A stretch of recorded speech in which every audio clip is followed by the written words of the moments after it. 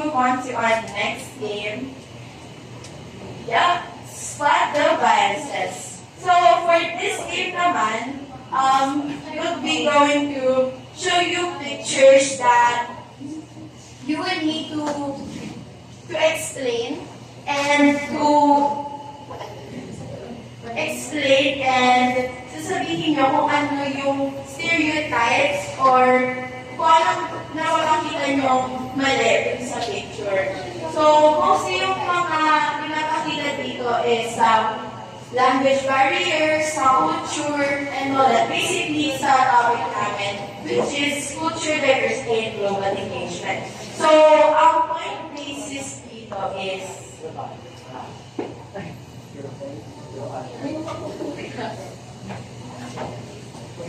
okay, so may mga makakita ko yung picture, and if you guys guess the bias correct, you'll get points. If wrong naman, meron yung deduction ng 1 point. Then, we will ask you guys to explain kung bakit ayun yung bias na nakikita. Then, kung na-defend siya ng maayos, mag-aaral kayo ng additional 1 point. So, next, please. Yeah.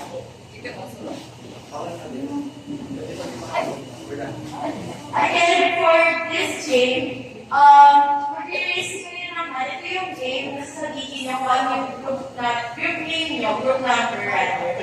Sasabihin yung group. Wait, sino ko yung group na hindi pa nakakalaro? Bawal sa morning. Group and 4. 2 and 4. Ayun, erase yung ano, hindi na kailangan isigaw nyo na lang yung group number. Tapos yung mga audience, sabihin mo kung sino yung nauna. Sige po. Are you ready? Yes. Okay, so, ready na ba? Okay. 3, 2, 1.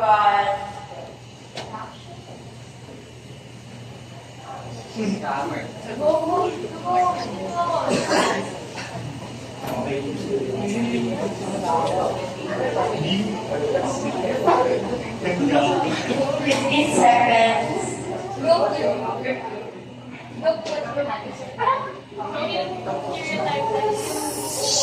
Bigyan niyo ng mic.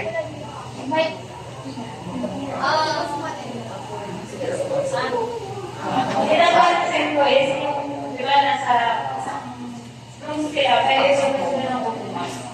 So, parang nakakaisip sa kung ano lagi nila or kung ano yan kung nakakita. Okay, that is answer. Pero mali yun. Okay, group 4. Gusto nyo bang sumalot? Ay.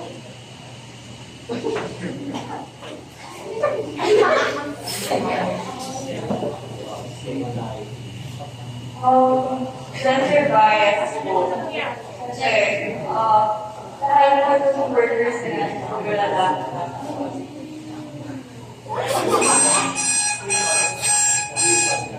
Okay. So, for our first picture, dapat naman na this is gender bias. As you can see, guys, ang mga tao na nasa office na yan ay puro lalaki lang. So,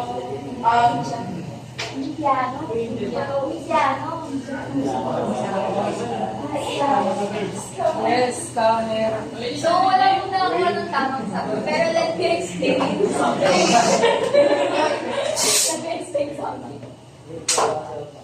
So, ang bias dito is the racism. Kasi, di ba, nakakonect yung pagiging scammer sa mga inulan. So, yan, may tumawag sa inyo, ay, dyan. So, as you can see, yes. uy, hindi pa ayan, also, since present naman yung gender bias. And sabi namin, pag na-explain namin kayo, bibili namin kayo ng points. So, may one point lang kayo. Okay, next. Next.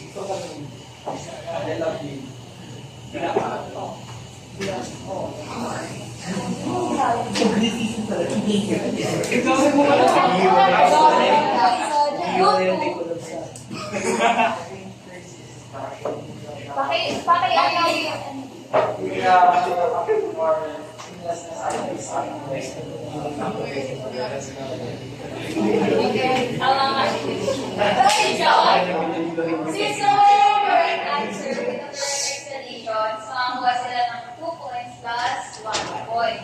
Okay, dito na yung group 2 and 1 point. Next. Sagot nila? Ano yung sagot? Racist. Sabi ko na eh. Kasi di ba hindi siya sinasama sa discussion? Discussion.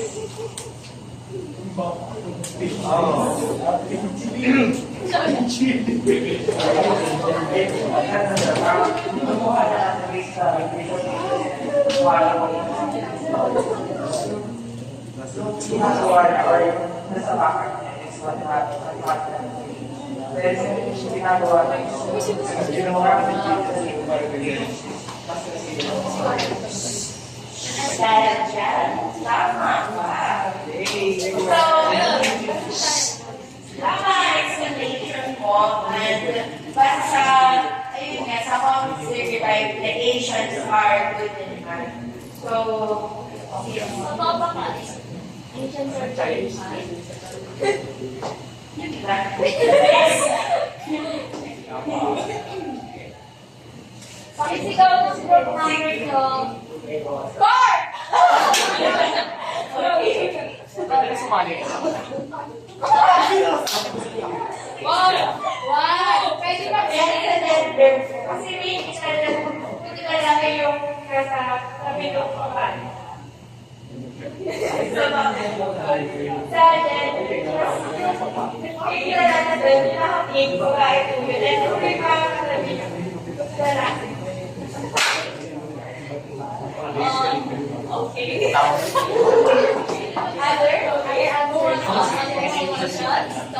Other answer? Seven. Sigaw mo! Go, go! Seven. Sigaw!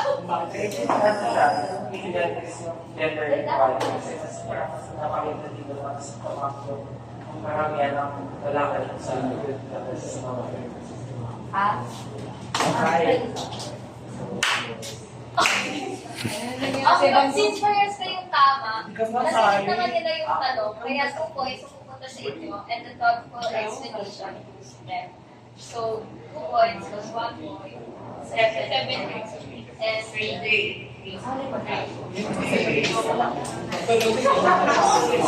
Next, mag-rank pa lang kayo.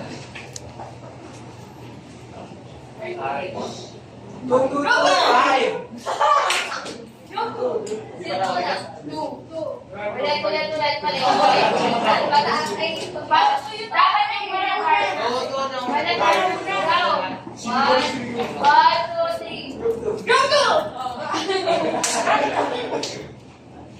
I think yung Michigan is mas consider na technological deterrent yung mas matatanda. Kaya kung makikita din kung babae mas bala, yung turuan yung matanda na umamit ng computer.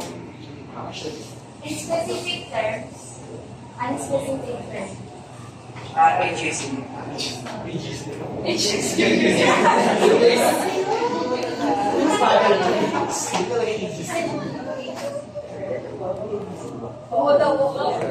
Okay.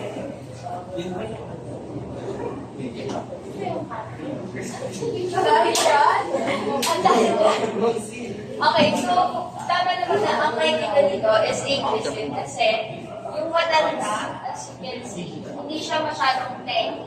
Tapos, tinuturuan siya ng mga co-workers niya na mas bata sa kanya. Tapos, di ba nasa-stress siya, gano'n. Tapos, ayun.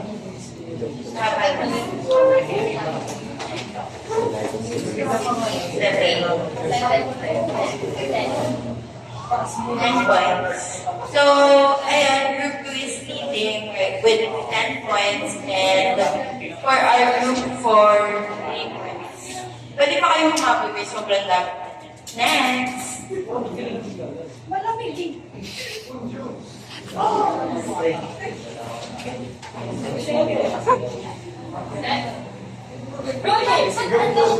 Yeah, okay, favorite sound. Ano ba? Bawal tayo sa mali.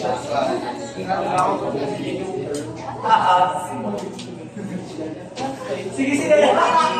Ipaliwanag mo na lang kayo yung favorite sound. Ano kasi? Pwede kayo mag-speak. No, ang stereotype kasi ng mga French is hindi sila magsalita, mas magasigaw. Thank you for that wonderful answer. Pero that's not what we're doing. Still comes So, sa answer ng group 2, ayun nga, kilala daw yung mga French people na maingay, tsaka mas sakit. We're looking for a specific answer.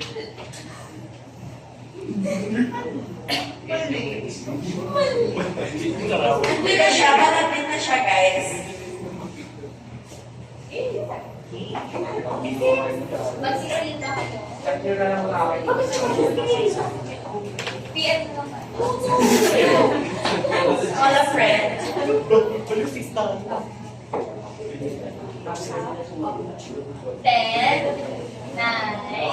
8. Huwag ka makawa ka doon. Bakit bilang okay, 4. Okay. Ba't nakapayo-payo ka? Ano ba? Dito ko ako pa rin sinabi ni Lloyd. Pilihan namin third timing ka. Kasi nga, ang hinahanap ko yung specific terms, yung group ko, wala kasi sinasabing terms. Hindi ka yung sagot nila. So, alam niyo ba yung sagot? Mali.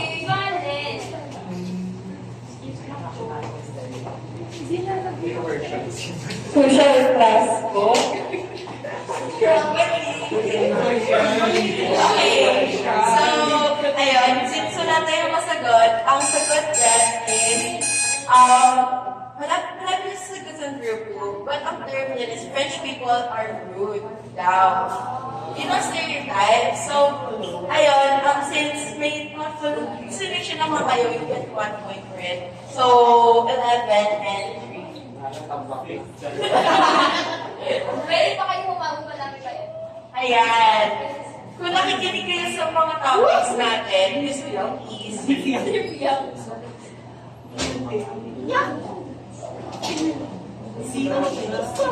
Let's look at their language and the colors. Colors.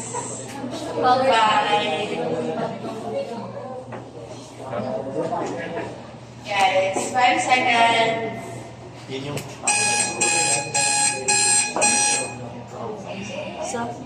Okay, does anyone in the class know kung ano yan? We'll give out free stuff. We placed it on my social class. Hindi ko ba last week? Okay. Pero, walang sasagot. 5, 4. Sa culture nila, yung mga nakaputi, yung mga nanonood, tapos sila lang nakapula. Ano, pre, sa culture kasi, yung kulay pula sa ano? Anong culture mo na nila? Ano, yung culture nila, sa Chinese culture, pre. Ano daw, yung red daw, ano daw, good luck, prosperity, tsaka strong love. Yes, but what exactly is this? Marriage! And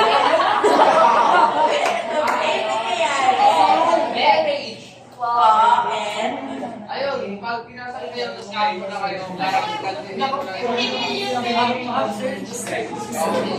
malapit siya, guys. Ang dali naman magtampuling na. May isa pang answer na hinahanap. Gusto sumagot?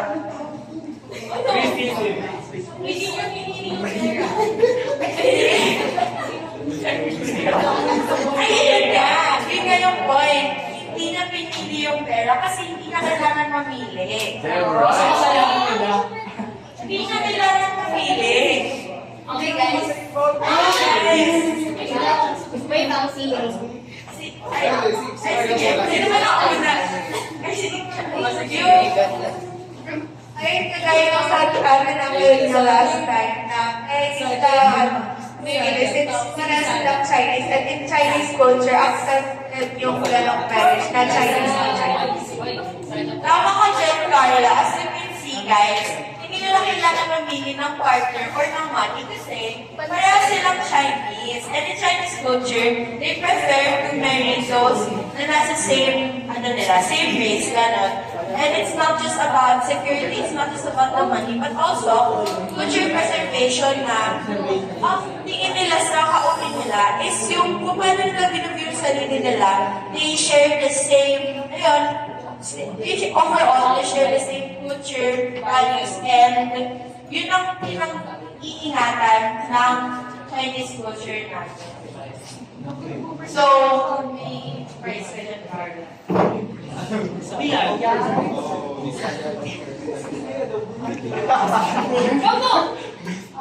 Parang alam ko yun.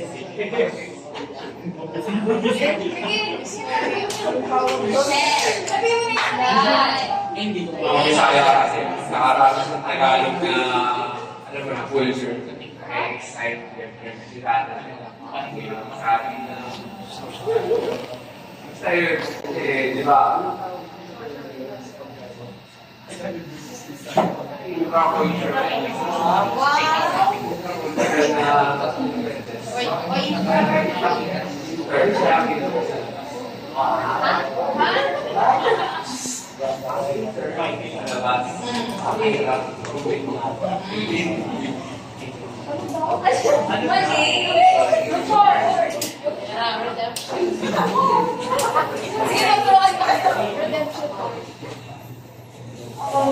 Social class po. Kasi, nag-was ang episode niya, parang tinigapit ko yung Bisaya. Parang yung episode nila yung mga Bisaya. Okay. So, tama yung sagot nyo.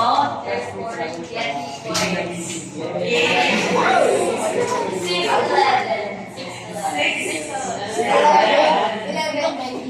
Okay, 6-11. Next.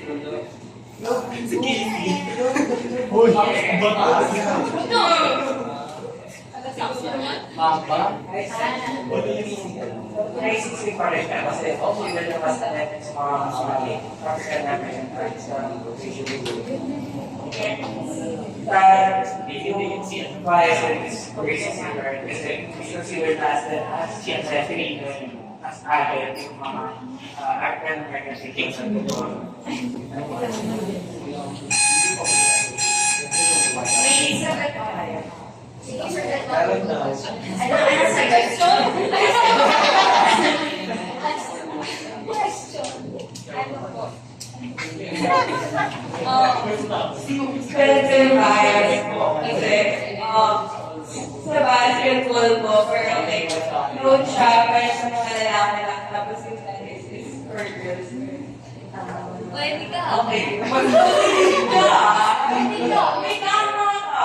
Okay, so, actually, may tama sa parehas na answer sila. But what the thing that, is present here is, ang pinapanood dyan is, it's not technically, ay, sige, gusto mo sumagot. Sige, Hindi ba dahil pinapakita din na mas athletic ang mga black? Exactly. Ayun. Ikaw pa rin mali. Yun nga, yun nga sa explanation. Yung sa akin naman is what I can see, yung sa clothing nila. Like, parang may bias with the clothing na ganun dapat yung sa lalaki, tas sa babae, ganun yung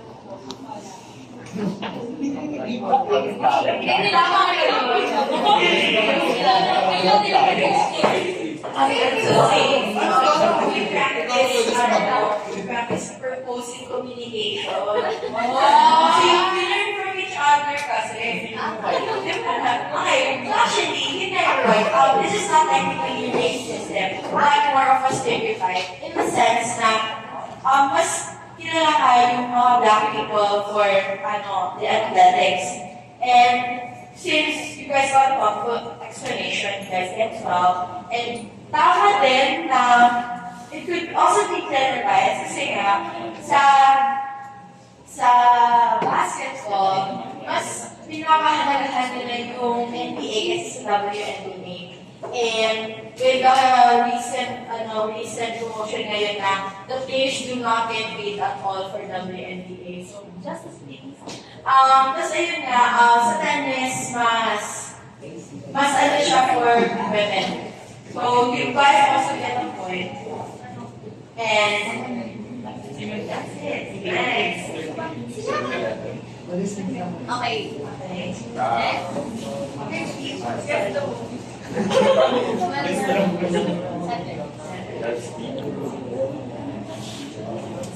Okay, so nabigyan ko yung sa tuwa natin. Alam nyo. Pagka gusto tayo, always get stay.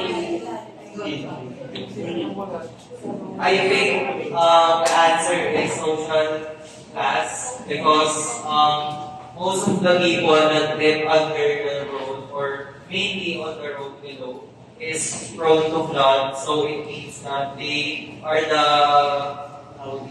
vulnerable on disasters such as flooding or yung malakas na kahit konting ulan lang na binabahan sila. So, ganun. Tama. So, this picture is from the film Parasite.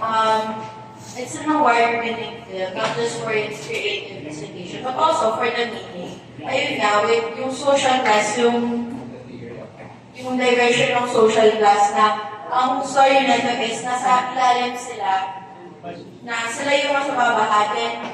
Sa mayayaman na side, ang perspective nila is pag umulan, okay.